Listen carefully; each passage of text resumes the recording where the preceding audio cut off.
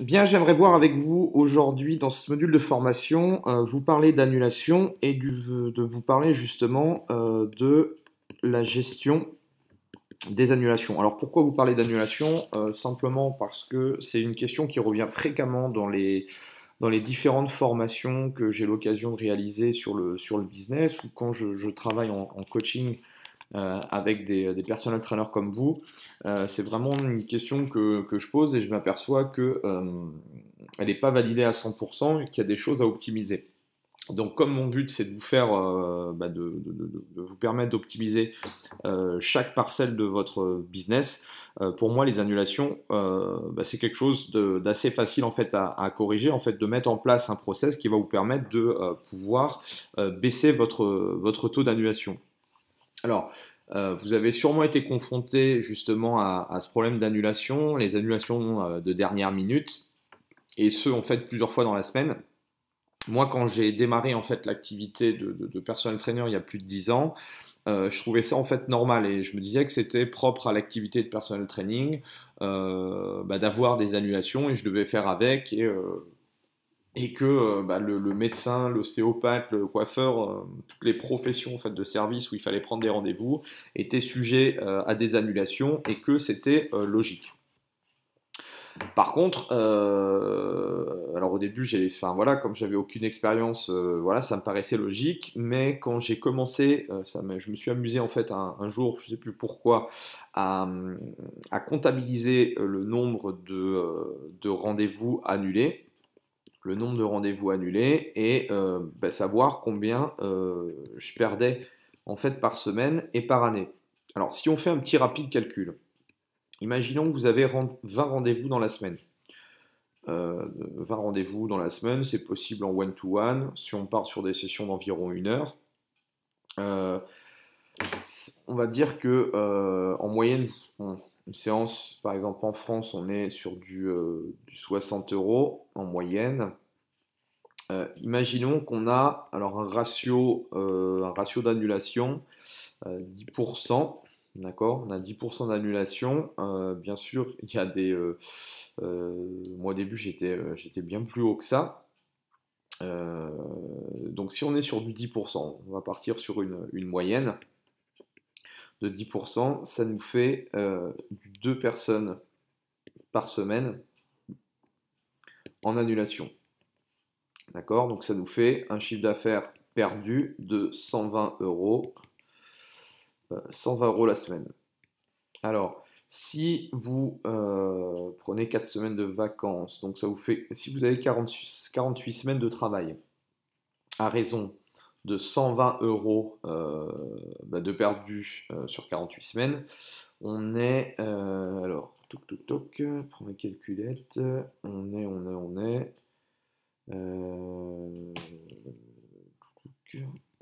environ, on va arrondir, on est sur du 5800 euros, d'accord, à l'année perdue à cause des annulations. Donc vous comprenez bien qu'à un moment donné, moi quand j'ai fait ce calcul-là, je me suis rendu compte qu'il n'était pas possible de perdre 6000 euros à l'année simplement parce que des personnes prenaient des rendez-vous et ne les assumaient pas. Alors après, vous allez me dire, oui, on me dit, il peut y avoir des annulations de dernière minute, mais on essaie de les recaser en fin de semaine, etc., etc.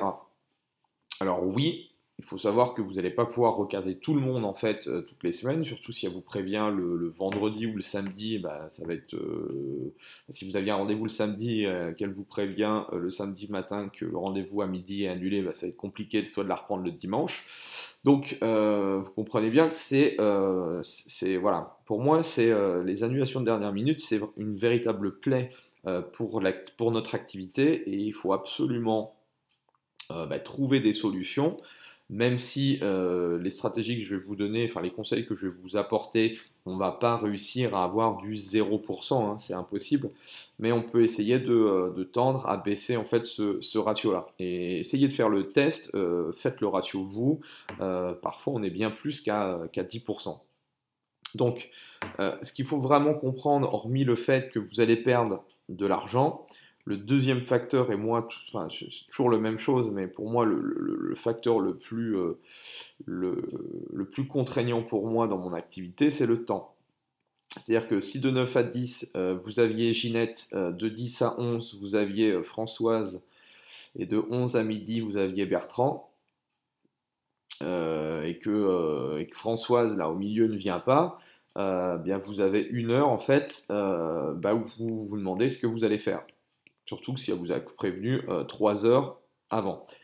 Même chose, en fonction du modèle économique, ça va dépendre. Là, par rapport à cette heure-là, bah là, vous l'auriez optimisé en gagnant du chiffre d'affaires. Là, si vous êtes, je sais pas, en outdoor ou à domicile, bah, ça va être compliqué de bosser dans la voiture ou de faire autre chose. Donc c'est clairement une heure de perdu. Si, bon, si vous êtes dans un club, c'est plus facile effectivement de faire de l'admin, de faire du commercial ou de faire, enfin, de vous isoler. Mais c'est pas optimal en termes c'est pas optimal en termes de travail. Et donc, pour moi, c'est souvent du temps de perdu et du temps qui est non optimisé.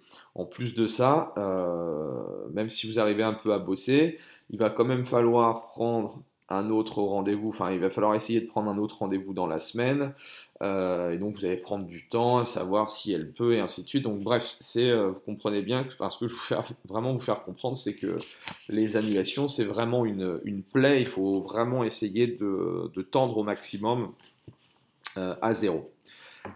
Et souvent, en fait, moi, ce que je croyais aussi, donc quand on démarrait l'activité, enfin, quand on démarrait en tant que, enfin, quand j'ai démarré en tant que personnel trainer et quand on démarre en fait avec un nouveau client, on croit souvent que bah, il est super motivé, il va vraiment bah, venir à toutes les séances qu'on a fixées ensemble et qu'il va respecter en fait ses engagements parce qu'il a des objectifs élevés, qu'il a envie de, enfin, il va respecter ses engagements qu'on a vus ensemble et que bah, on va dire, n'annulera jamais ses rendez-vous.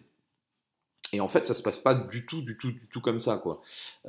Les gens, en fait, ont vraiment une faculté à se trouver tout un tas d'excuses pour ne pas venir. Ça peut être le beau temps, ça peut être les enfants, ça peut être le mari, ça peut être la copine, ça peut être la maladie, ça peut être le boulot, ça peut être X ou Y, tout un tas de raisons qui fait que, bah oui, multiplié par le nombre de clients, multiplié par le nombre de semaines, vous voyez que ça peut faire des dégâts sur une petite entreprise comme la vôtre. Et donc, euh, moi, mon conseil pour déjà bah, faire baisser ce pourcentage-là, c'est vraiment bah, d'être le plus franc possible. Ça, j'insiste beaucoup, d'être le plus franc possible bah, sur votre business et comment fonctionne votre activité de personal trainer. Et ça, moi non plus, je l'avais pas du tout, enfin, je l'avais pas du tout envisagé comme ça. C'est-à-dire que moi, généralement, quand, parce qu'en fait, l'enjeu majeur tout se joue pendant l'entretien de vente. Alors, je sais pas si aujourd'hui vous avez un entretien, un rendez-vous de vente. Enfin, je sais pas comment vous faites pour vendre vos sessions de personal training.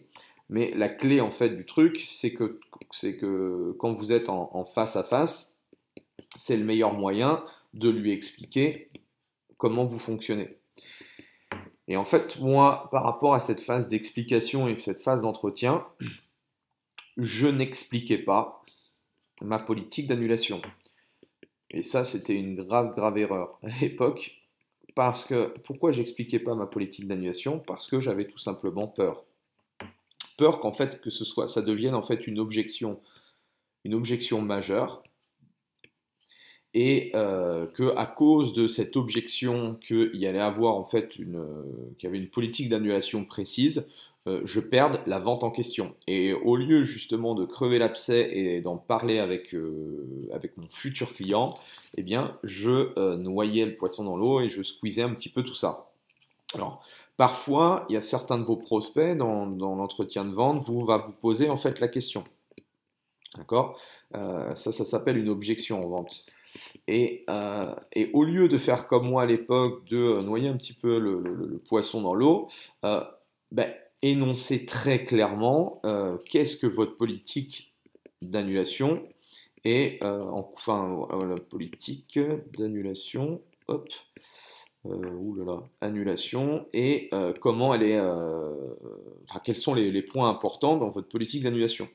Et si vous êtes vraiment très franc, si vous expliquez très clairement ce qui se passe, vous allez voir que c'est pas en fait un axe, une objection qui va faire que la personne, si elle est convaincue de ce que vous allez lui apporter, elle va, euh, elle va décider de refuser en fait de travailler avec vous. C'est pas du tout ça. Par contre, si vous lui cachez des choses, et moi, quand ça m'arrivait les premières fois, quand j'avais pas pris justement de précautions par rapport à ça, c'est que le fait qu'on ne lui explique pas tout ça, le revers de la médaille, c'est que dès que ça arrive, dès que la personne annule son rendez-vous, par exemple 3 heures avant, et que vous lui dites, bon, bah, je vais vous décompter la séance parce que bah, vous ne m'avez pas prévenu à temps, elle va vous dire, ah ben, moi je ne suis pas au courant, vous ne m'avez pas prévenu, et ainsi de suite. Et c'est là où on rentre en fait dans le système de conflit. Et le problème, c'est pas votre client qui est en tort, c'est vous, parce que vous n'avez pas été transparent. Donc soyez vraiment transparent dans votre politique.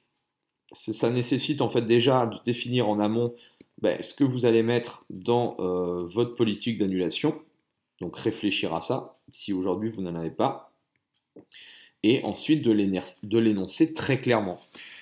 Et donc le meilleur moyen, c'est pendant l'entretien, c'est de déverrouiller le truc avant que vous démarriez forcément vos sessions de coaching. Comme ça, tout le monde est clair, elle signe en conséquence de cause, et comme ça, tout le monde est OK. Et si elle ne respecte pas ses engagements, eh bien, elle sait à quoi s'attendre. Donc ça, c'est hyper important. Ensuite, mes différents conseils.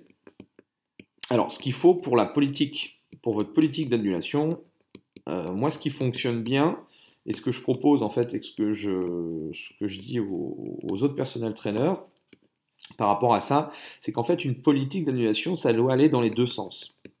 C'est-à-dire que ça doit fonctionner pour votre client, mais ça doit être aussi pour vous. C'est-à-dire que si votre client joue pas le jeu, votre client perd. Si vous jouez pas le jeu, vous perdez. Et ça, c'est un argument hyper fort en termes d'objection. Si vous aviez peur, justement, un peu comme moi, de ne pas faire de vente, là, elle comprend facilement que pour elle ou pour lui, enfin pour lui ou pour vous, le fait d'annuler en fait la séance, alors après, ça peut être, on verra par rapport à mon conseil, par rapport en termes de durée, mais elle va comprendre, en fait, en lui expliquant ça, que la perte, alors c'est la perte de temps, c'est pas la perte d'argent, la perte de temps, elle est aussi bien pour vous, d'accord, si votre client annule, que pour lui, si vous annulez à la session. Et partant de ce principe-là, vous êtes dans une relation.